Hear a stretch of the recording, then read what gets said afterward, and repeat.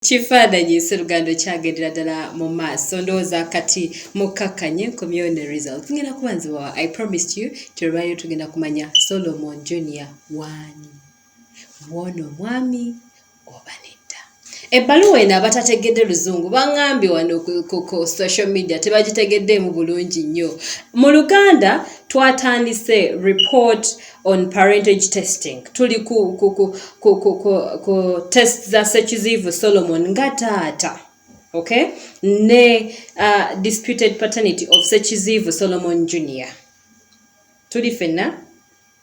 DNA profiling was undertaken on specimens. Tibatugambye nti bafuna specimens obw'omusaayi okuva ewa Sekizivu Solomon agambibwa okuba taata nani ne Sekizivu Solomon omwana. Tuli fenna. Analysis and findings according to the guiding principles of inheritance, a child inherits half of the DNA from the biological father. Batugamba nti okusinziira ku principles eza obusika bakankyogera babusika bwe kityo. Okay? Tufuna omwana asikira half of the DNA okuva ku biological father.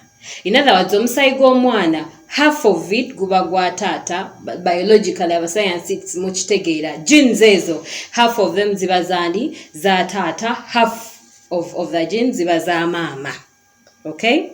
By examining and comparing the DNA profiles of the parents with those of the child, it is possible nti era bwe tufuna specimen okuva ku taata, biological father oba alleged father, n'ez'omwana tusobola okufuna ki?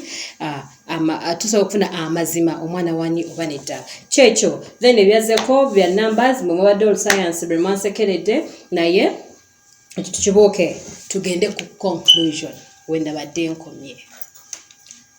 Conclusion eno kikingoonyiza anti gyeninda tonkuba nkwesege nga bukyali nedda nange nda mawulire amalungi agesanye DNA ya concludinze nga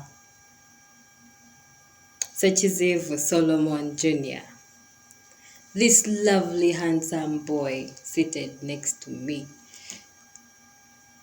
taata we twamuzudde oba twategedde amazima kale. The results from the analysis but the results from the analysis do not support the proposition that Sekizivu Solomon is the biological father of Sekizivu Solomon Junior. Too bad. Otegedde taata. Sitegedde. Tategedde. Abali eyo ab'oluzungu bategedde. Mama olutegedde. Okitegedde kyenjogedde? Sikitegedde. Okitegedde. Abantu bano okuba translatingira bwe batugamba the results from the analysis do not support era bw'okalaba kali mu black ko kali dark okalaba do not support kiba kitegeeza nti omwana Sekizivu Solomon Junior wa tokuba pressure nze ninze tokuba pressure ninze amali bagamba malungi nga nkuba mu ngalo bagamba mabi nga kalona kuwala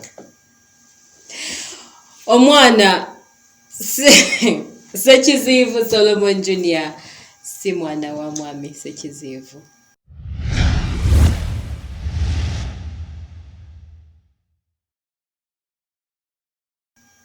Solomon kibi nnyo kinnumye, it is so heartbreaking. Nabadde njagala omwana abiri nze nganze nange nali nkyagala nnyo naye ati nali saagala kuba namuntu atali wala. Mama Solomon daddy si ono si ye daddy. How are you? Yogera nnyo. Oli otya? Ono si ye taata wo. Badde nina kye nsaba.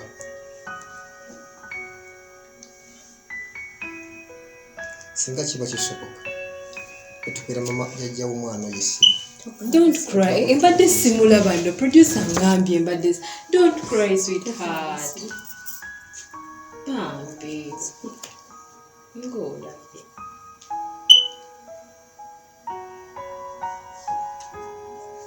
Kabi amaziga nze ndi komando. Ndi komando labayo. Tokaaba, okay? Nze taata we waali. Tugenda kumunoonya. Waali. Owulidde era maama ajja kugamba taata. Tajja mugamba. Ajja kumugamba. Tajja mugamba. Tajja mugamba. Nga kulwaki tamugamba? Kati ate maama naye bw'onookaaba omwana akole ki? Ko kati gwe alina okugumya this little boy. So bw'onookaaba Solomon. Taata tugenda muzuula. Taata we waali. Era taata ono alabika ali ready okumuyambako okufuna taatawo. Naye nga ne mama watusaba tumukubidde essimu n'atuwa bye nkugambye. Can I have my phone? No, banfuneyo esimu ya producer eriko airtime. Naye tewali ssente. Tewali ssente zaaki? Tewali transport nange ateeka. Si byakakati naye nga tulina okufunoonya nze mugambye tujje muzuula. Nesikyongeramu naye. Ate kulwaki tokyongeramu? Omwana ono mama w'omwana wangambye nti mulwadde nnyo. Labayo. Tujja kukozesa omwana mwanyina we omukulu okufuna taata w'omwana oyo. Mwanyina ki? Mwanyina we omukulu. Oli omwana eyali ebusoga ejjinja. Yali jinja? Waliwo aka first born akawala watugambako. Era mu area gye kali wali taata w'omwana. Bali abaami abo. Omwana ono bw'onoogaana okuteeka mu ssente nga yafunye obuzibu nga bwetaaga bwewaabwe era kiddira ggwe. Ekyo kimanyi? Tugeze mama kedde ku makya n'afa. Temumanyi mwana gye mukola ki? Gye mumutwala. Anti abalala tebakkiriza kuteekamu ssente bakojja abe gye bali tebakkiriza nange nina abaana abange bendagirira. Let's get omwana sweetheart kati. Ndowooza ogumye right? Yes. Tula bulungi jjangu. Gwe ki kye wandyagadde tukole? Yogera nnyo. Kutegeera taata. Bw'onoomutegeera gy'ogenda vaayo Masaka gye badde. Oyagala kubeera na taata. Mama w'omwana yani amannya? Namugenyi Pressy. Let me use this chance. ABS eri watched all over the country. Whoever alabye program eno nga wali omanyi otegeddeko ku mukyala Namugenyi Pressy, right? Namugenyi Pressy. Namugenyi Pressy yali abeera mu bitundu by'ejjinja gye mwali mubeera? Ejjinja Nakibizi ejjinja. Nga wali omutegeddeko ng'akola mu katale k'okutaano mwami nga bw'agambye. Nkusaba n'obuwombeefu obungi. Bw'oba oyimanyi ku story y'abantu bano eno, bambi jangu tuveeyo. Kale bano abakulu tubajje mu mboozi zaffe. We save the innocent child. We save this soul. Okay? Because kati naye yeetaaga okumanya taata we. Okuva mu buto tamanyi taata. Ne gwe bamuleetedde mu bukulu wuuno naye akoze ki? Bivuddeyo nga si wuwe. So, yenna aw'ejjinja amanyi kwene emboozi tusaba bambi. Tuddeko omwana eri omwana. Naku ki gy'owulira right now? I mean, owulira otya?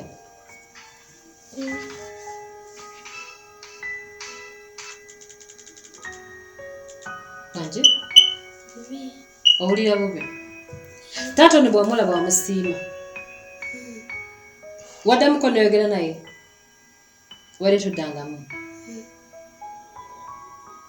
Wandyagadde okumanya taata?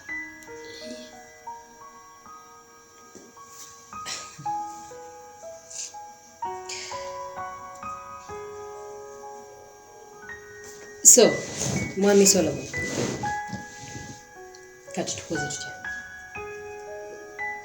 njagala tukubire omukyalo oyo mama wuyo atubulire muganda we yali ngaasula naye mwaŋŋambye omukyalo ono obwongo bwe tebukola bulungi ajja kwogera njala kumugooza bwe yali asula nze we namusisinkana nangamba nti wa muganda we erinnya lye yaani kyenjagala okusinga okutegeera kubanga oyo yaŋŋamba ti mulamu we bawe oyo omukyala bwe yayitanga muganda we yali ayagalanga amwegezangamu awaka nga muganda we taliiwo yayinza okuba taata w'omwana bw'ataba oyo waliwo omulala yakireminga nti yagenda olubuto lwe oyo olaba otya omwami ono omwana ono bw'omufuula kale owuwo singa mbadde ne mama we nandibadde naye naye kati mba siri na mama we kiba tekikola ate mama we nagezaako nnyo mugamba nti tujja kubeera ffenna bwisooka naye taata w'omwana omuki omutuufu tubeere n'omwana nga manyi nti si inaalemerako nesigala nga muwa obuyambi era bulijjo omwobuyambi nakoma dda nali namupangisiza ennyuma nemugulamu n'ebintu kati tosobola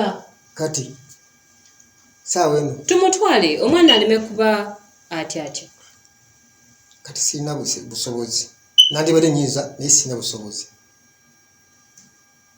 naye nga tata w'omwana waali nze nkakasa ku baami aba babiri onoomunoonya kwatagane ne maama asooka tubule omukyalo oli we yabeeranga amannya ge bubuulira nze nja kukubira mu mwannyina we oyo omukulu is it necessary producer tufune ekola eyo kuliko sente omukyala atuwadde kale omuga nti bwewasisinkanye omwami ono wali osula wali obeera waani muganda we bali bamuyitaani babona amagambo ebimisa tajja kubuulira naye teyitamu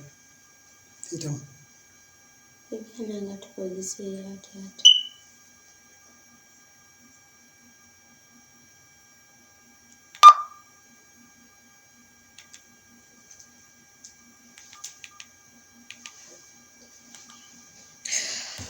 okay tukyali ku kifaananyi Siluganda. I'm trying to connect with the mother azaala omwana ono atubuulire ye kuba ye yali akalambidde ng'agamba omwana waani wa mwami Solomon but kizuuse omwana si wuwe so twagala kumanya tusobola okufuna taata w'omwana oba nedda naye so unfortunately simu tayitamu tufune ku simu ya taata Solomon obadde osoma ani akuweerera jjajja era oddayo kusomera okay eneiseemu ya taata network atevuddeko taata azaala mmwe abajjajja woona taata omuto abajjajja woona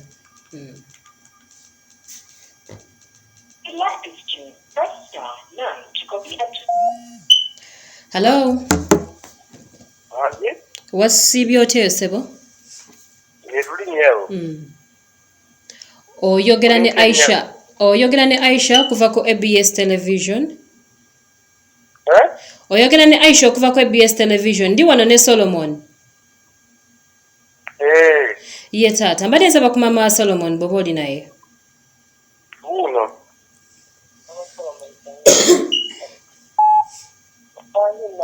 maama wasiibye otya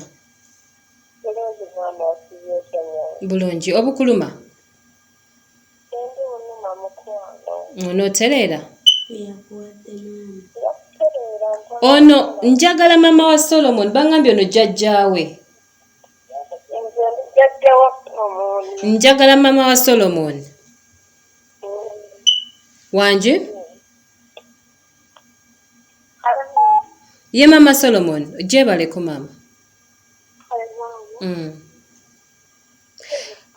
okay kampise mu bwangu ndi ne Solomon ne muganda wo mama we ne taata we yes results zaafulumye era bba amazima bagategedde naye mbuuza okakasa Ssekiziivu ye taata wa Solomon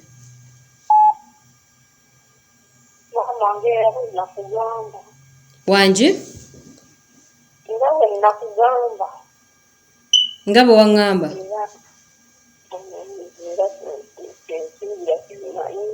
ky'osuubira ekitegeeza nawe teweekakasa Ky'omanyi.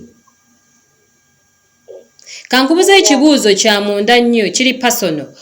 Mu kaseera ako wali ne taata wa Solomon basajja bameka be wali nabo? Tolina? Naye ate results nga zingamba kirala.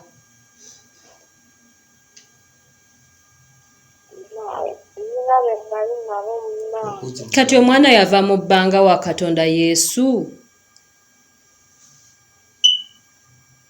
Kubanga munnange results zigamba Solomon si mwana wa mwami ono Sekizeevu. Wangi?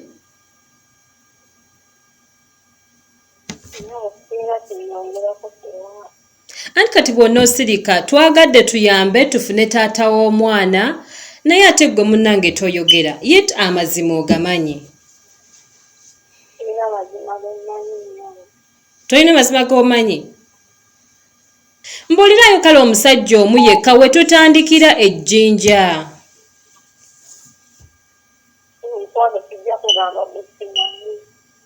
Kuba kati gwe bw'ogamba nti kati omwana yava mu bbanga, mbuulirayo waliwo omusajja kigambibwa yali wabali obeera ejjinja wali obeera ne muganda wo. Kigambibwa nti wali obeera ejjinja omukyala gwe wali obeera naye gwe wagamba nti muganda wo. Mama Solomon. Hello? Yes, kachigambibwa nti waliwo omwami yali mulamu we. Omwami yali mulamu we. Kigambibwa nti naye wamwagalako. Wangi? Hello?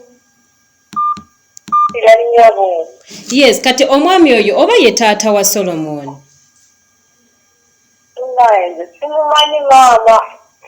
Ate omwami ono eyafa?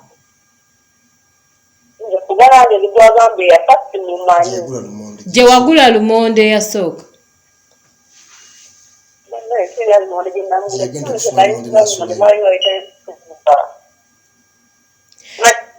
Kakati Mama Solomon, Mama Solomon, omusaayi tegulimba kati tubeere ng'abantu abakulu bannange. Tuleme kwemalira budde. Omukyalo ono omutambuza akubeereddewo eri omwana wo. Ateekamu ssente zize najja kati results zizuuse naye era ekyayogera okyalimba. Banaye maama kakati nze mbadde nsaba. Tekiwanga kiganga kizze bwekityo kati nze maama sigenda kwogera muntu nga simumanyi ntinoomuno. Mwami ki gw'otebereza kale nga tuggyeko ono ow'ebugolofe gwe twesibyeko?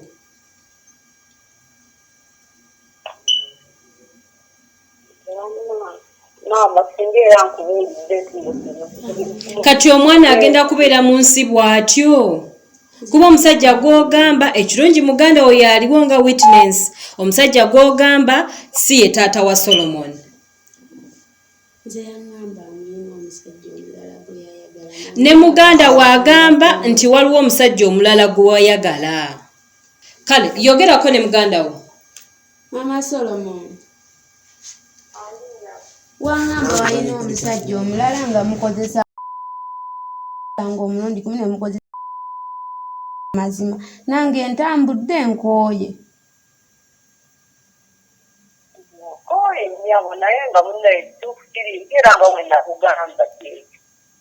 Yogera amazima. Lwaki toyogera amazima?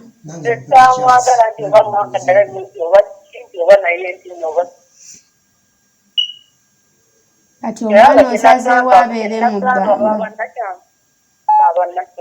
Omwana osazeewo abeere mu bbanga.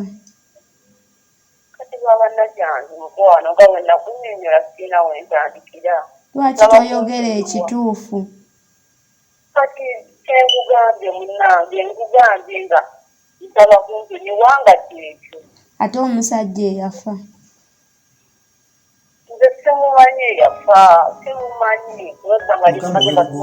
Oweebugolo gye wasula. Tutagira wa musajja naye omusajja gwagamba sirina musajja gungamba tuwebugulu. Anti luli walumiriza nti omwana woonuliza ati sizizza omwana siwuwe. Yogera ekituufu omwana afune ekika kye. Mugamba ati we yasula ngenda kibizi wa muganda we omusajja gwe yagamba nti yali amwagala. Ate wa muganda we wabeeranga muganda wani gye wabeeranga gwe wagamba nti omusajja yali akwagala ennakibizi. Nali kibizi omusajja omwami namugamba nti nalindira wa muganda wange naye nga nali sigera wa muganda wange nali ngaawuuma mpampuka naye nga omanyi omuntu bwakamulaba nenjagala mugambe nti ndi wa muganda wange naye nga nali sigera wa muganda wange. Ate omusajja yali ayagala okukozesa. Mpaka omwami nayogereko naye.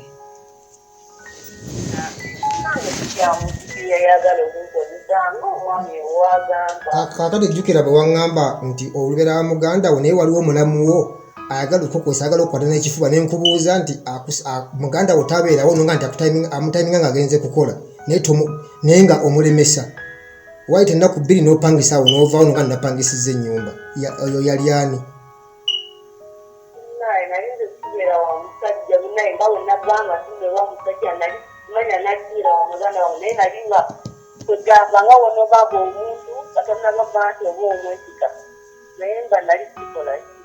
Ate abakyala b'omukatale bonna bwe wakolanga nabo bamanyi omusajja oyo akayanira olubuto olwo olw'omwana ono ow'ebugolo gye wasula ng'ogenza okusuubula emmere n'osulayo bonna bamumanyi era ajja n'abagamba nti wagenda n'olubuto lwe lwaki kati omugaanira nga tewasulayo?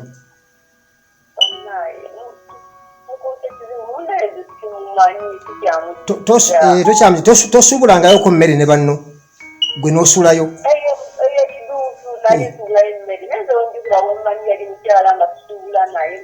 Gye wasula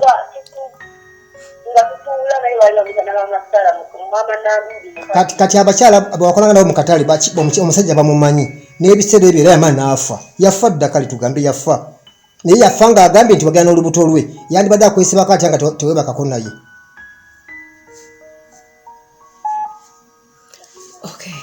Aganye omukyala okwogera amazima. Akati oba kikulemye omwana si wange. Bwatyo omukyala ye omwana kireka Yesu yava mu bbanga nga Maria n'afuna lubuto. Nze namwagala mu February yali Valentine's Day n'olunaku ne nduwandiika saddamu kumwebakako. Yagenda okuzaala nga ali mu myezi musanvu n'ennaku ndowooza 18. N'aŋŋamba yalina omusajja omulala gwe yali ayagala naye yamwagazanga. Okay, ayagala kwogera nawe tusambe.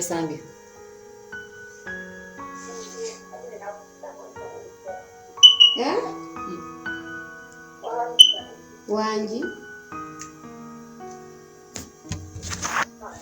neteberezaamu abantu obamalidde ebiseera bataddemu ssente nange omalidde obudde ntaddemu obusente bwange osigadde toyogedde kituufu gw'olowooza omwana ogenda mukola otya?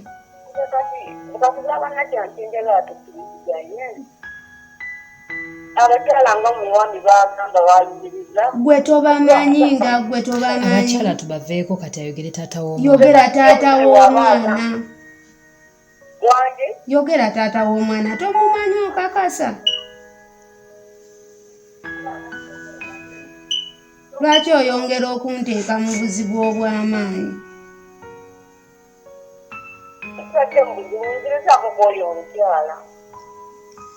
Wangi mama.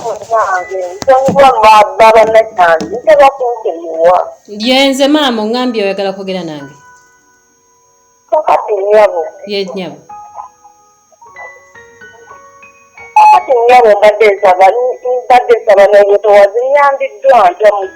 Ati kati oganye okwogera taata w'omwana nze ntandikirewo okuyamba.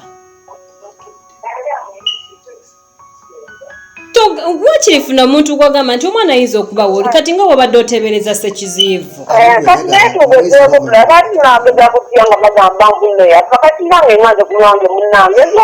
Kati ekitegeeza yafa ye taata. Ekitegeeza yafa ye taata kati munnange yafaye kuba omwami aganja amulumiza nti yajja n'amulagira ng'agamba nti omwana wange.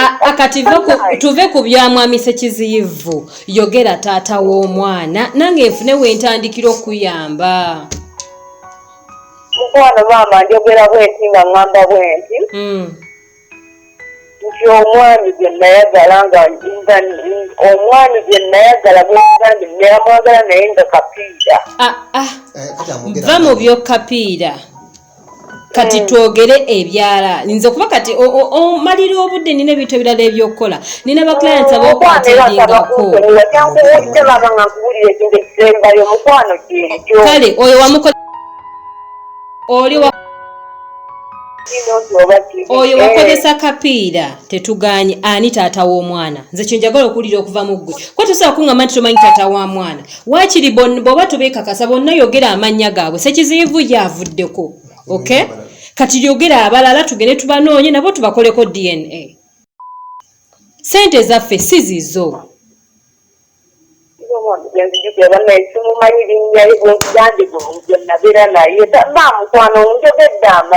Omwami ogambe tomumanyi linnya? Ogambe tomumanyi linnya? Gwe buli omu owebakane webakote n'omuntu nga tomanyi linnya lye.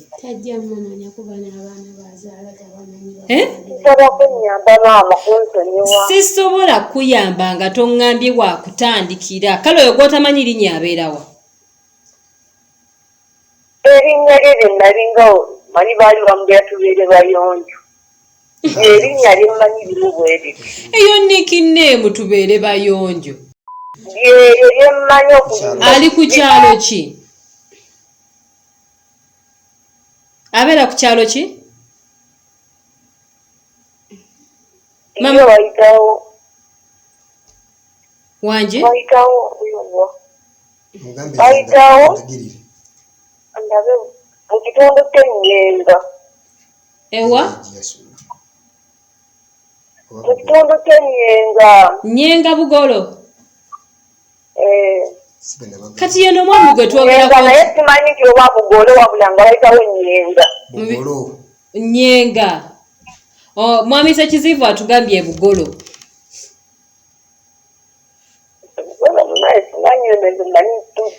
Yoye yafa. Gwagamba ye yafa maama nga simanyi nti yali abeera naye nga ye omwami baali bamatiyeri mwasisinkaniranga wa muloogi? Mwasisinkananga muloogi? Nedda nnyabo. Yajjangawo?